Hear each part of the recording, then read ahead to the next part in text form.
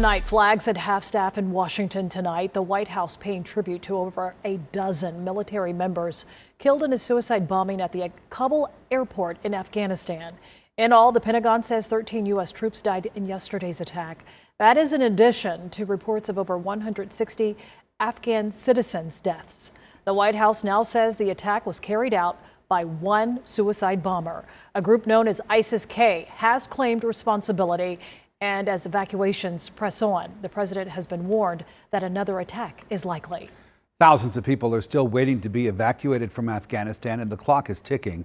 The U.S. military will pull out of Afghanistan in only 4 days. CBS 46's Jamie Kennedy spoke with one refugee who managed to make it out. And Jamie, that man is now living here in the metro with a family member, right? Yeah, exactly right, Rick. He was lucky enough to get out, but he is very desperate to get the rest of his family over here to America. Right now, they are hiding at Kabul, near Kabul airport. And as you can imagine, that bomb blast making everyone run for cover. But it's not just them he's fighting for. It's the other Afghans who fought alongside US troops that he say we cannot forget about. People started running to Kabul, to different borders of Pakistan, and it was blocked.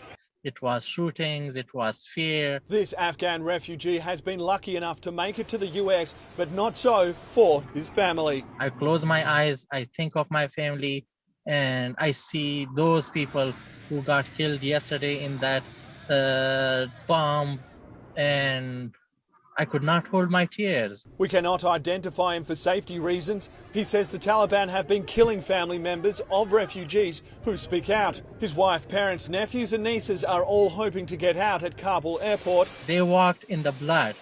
They walked in the blood of those innocent people who were seeking peace, who were seeking for their lives. He and his brother were lucky enough to get out and make it to Atlanta. I am so grateful to the Georgia community. Leaving a week after the Taliban took control of the country through different channels, he says he never thought things would get so dire so quickly. There are many people who were half family went into the fence that they could get a flight. Their young children were left behind.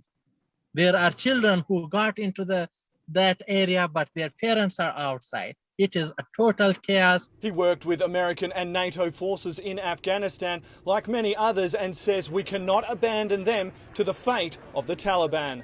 It is the time. It is the time to stand with us.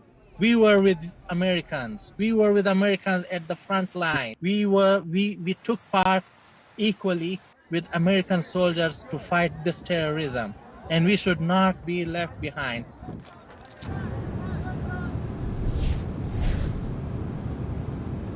So very gut-wrenching stuff there, the whole interview, and to hear what that man had to say. He say while he is here and while his family and others are still locked away over there in Afghanistan, he won't be able to find peace.